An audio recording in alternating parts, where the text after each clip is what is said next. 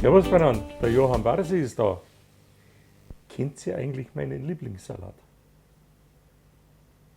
Kennt ihr gar nicht kennen. Das ist nämlich der Zuckerhut.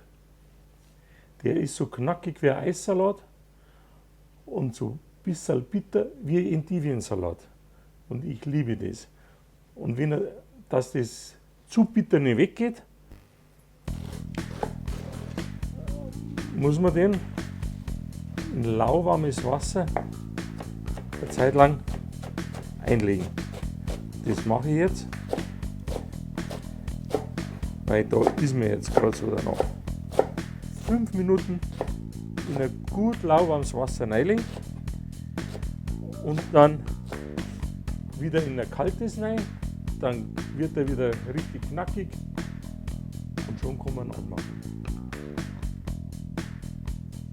Ich finde ja, jeder gute Koch, der muss ja so einen Salat aus der Hand anmachen können. Nicht irgendwo in einem Kachel drin, da die Salatdressing machen. Nein, nein, der muss das beherrschen, dass er den Salat direkt anmacht. Das habe ich immer von meinen Lehrlingen verlangt und von meinen Köchen sowieso. So, jetzt Salz, Pfeffer. Zum Ausgleich eine Prise Zucker. Dann haben wir gekocht und blanchierte Bohnen.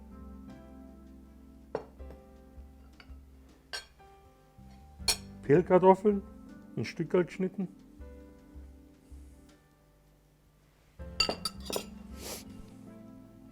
Und Zwiebel, damit sie frisch wird. Dann brauchen wir da den Essig drüber.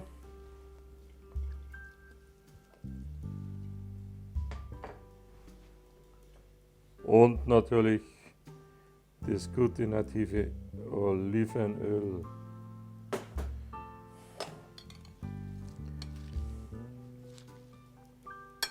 Jetzt, wenn ich nicht so gierig gewesen wäre, dann war in der Schüssel ein bisschen weniger drin, dann tat ich mir jetzt nicht so schwer. Aber weil ich gar so gern mag, habe ich natürlich die Schüssel so voll gemacht. Aber jetzt wird schon.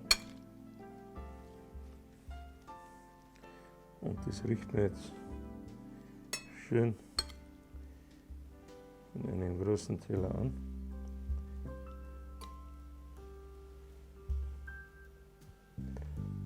Dann habe ich da einen geräucherten Käse. Den hat mir einer meiner Mitarbeiter mitgebracht.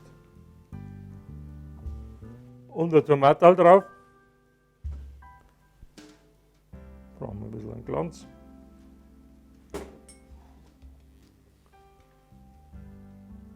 Ist doch auch ein schönes Essen.